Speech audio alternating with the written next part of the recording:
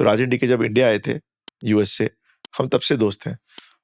तो या गोगो कौन हुआ, फिर डर सबको लगता है हुआ, और इसी दौरान मतलब जब वेब सीरीज कर रहा था मैं, तो डीके का फोन आया। डीके और मैं एक ही बिल्डिंग में रहते हैं, बहुत अच्छे दोस्त हैं, कि हम लोग एक वेब सीरीज बना रहे हैं और सीजन 2 करने वाले हैं। हम लोग अभी 1 एडिट कर रहे हैं, तो तू आजा देख ले और फिर बता तू लिखेगा डायरेक्ट करेगा। मैंने कहा डन, आता हूँ।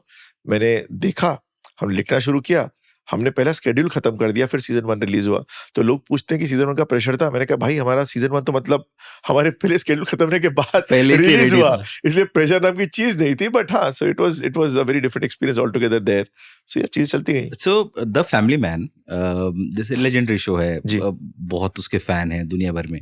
सेकेंड सीजन जब आप उसको एज राइटर एज डायरेक्टर आप क्लोजली एसोसिएटेड थे, सो तब ये लगा कि पहले सीजन में ये हुआ है, अब इसको थोड़ा और ऊपर नॉच ले जाएं, इमोशनल एंगल ज़्यादा होना चाहिए। एज राइटर एज डायरेक्टर आपका अप्रोच क्या था? आई थिंक जब मैं उस शो में आया तब सुमन ने कहानी का स्केच पूरा ड्रॉ कर रखा था, एंड हम लोग डीप डाइव कर रहे थे, और एक सब्जेक्ट मैटर ऐसा था जिसके अंदर ऑलरेडी मतलब मुझे ही बहुत टाइम से इंटरेस्ट था। So I knew about the entire Tamil Tiger movement, and ये जॉनरा मतलब ऐसा है कि मतलब राज डीके और मैं एक ही भाषा बात करते हैं, हम एक ही लिंगो सेम है, सब सेम है, टर्म्स सो भी। सब कुछ मतलब see honestly it was the greatest marriage. Firstly तो राज एंड डीके मतलब the best husband wife couple है मेरे हिसाब से। एक इमोशनल है, एक लॉजिकल है। तो अगर मेरे पास इमोशनल आइडिया होगा तो मैं एक के पास जाऊंगा, लॉजिकल आइडिया होगा तो एक के पास कौन जाऊंगा। है इमोशनल, कौन है लॉजिकल? डीके लॉजिकल है, राज इमोशनल है। तो आपको फिगर आउट करना पड़ता है कि आपको कौन सा आइडिया किसको डालना है? डालना है। बट दोनों को हाई कॉन्सेप्ट का शौक है, इसलिए हाई कॉन्सेप्ट आइडिया आप इसके बाद ले जाओ, उसके बाद ले जाओ, दोनों हाँ बोल देंगे। लॉजिकल है तो इधर जाओ, और इमोशनल है तो उधर जाओ, और कुछ नहीं।